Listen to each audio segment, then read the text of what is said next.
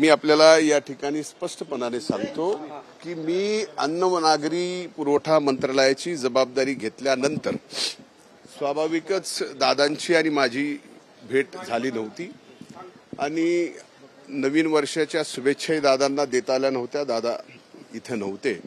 आज त्यांना नवीन वर्षाच्या शुभेच्छाही मी दिल्या आणि माझ्या विभागाची जी काही मी जबाबदारी घेतलेली आहे त्या जबाबदारीच्या बाबतीत मी 3-4 बैठका घेतल्या, काही निर्णय घेतले. त्या बाबतीत संक्षिप्त आदरणीय दादांच्या सोबत मी चर्चा केलेली आहे. तुमच्यावर जे आरोप होत आहेत त्यावर अजितदादा अद्याप बोलले नव्हते.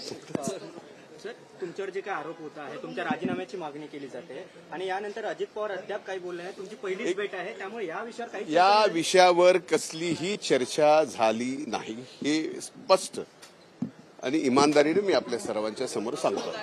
जे आरोप केले जात आहेत गंभीर, हे बघा, कोणी काय आरोप करावे हे लोकशाहीमध्ये ज्याला त्याला अधिकार दिलेले आहेत. मी कुणाकुणाचे तोंड धरणार आहे?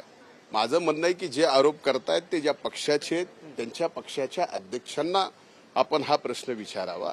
माननीय मतलब समजा ते महायुतीचे आमदार असतील तर महायुतीमध्ये ते भारतीय जनता पार्टीचे आमदार असतील तर त्यांनी सुद्धा त्याबाबत त्यांच्या पक्षाध्यक्षाला विचारावं, मुख्यमंत्र्याला विचारावं.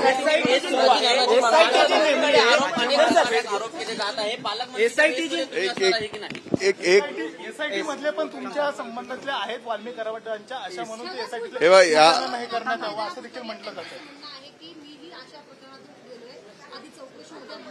एक सांगतो, खरं सांगू का मी आज स्पष्टपणाने सांगतो की पोलीस यंत्रणा ज्या विरोधी सर्वच लोकांनी अधिवेशनात मागणी केली होती की अशा पद्धतीची चौकशी नेमली पाहिजे, आदरणीय मुख्यमंत्र्यांनी त्या सर्व चौकशा नेमलेल्या आहेत.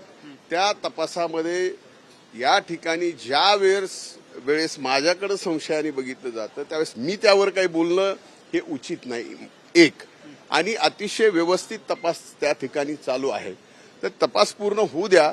तपासानंतर ज्या काही गोष्टी समोर येतील त्या ठिकाणी एसआयटी जी नेमली आहे त्यातले अधिकारी आहेत ज्यांचा संबंध कराड यांच्याशी आहे त्यांना निलंबित केलंय.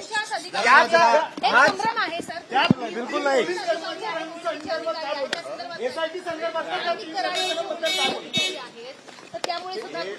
सगळं फेक नेरेटिव्ह आहे.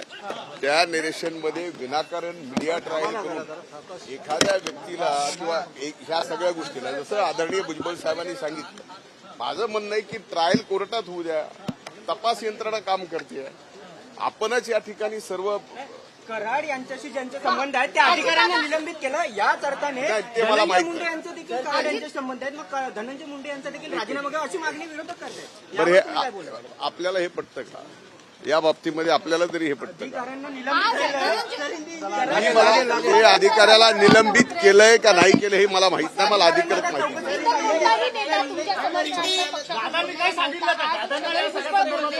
नाही. मी आपल्याला सांगितलं ना की या बाबतीत काहीही चर्चा झाली नाही. फक्त माझ्या विभागाच्या बाबतीत जबाबदारी घेतल्यानंतर माझी दादांची पहिली भेट होती. त्यामुळं खात्याच्या बाबतीत ज्या मी 3 बैठका घेतल्या त्या बैठकीमध्ये जे काही विषय समोर आले ते मी बोललो.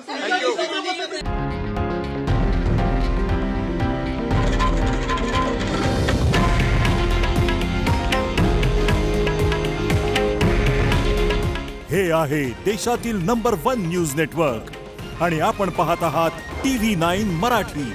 काळजी तुमची, हित महाराष्ट्राचं.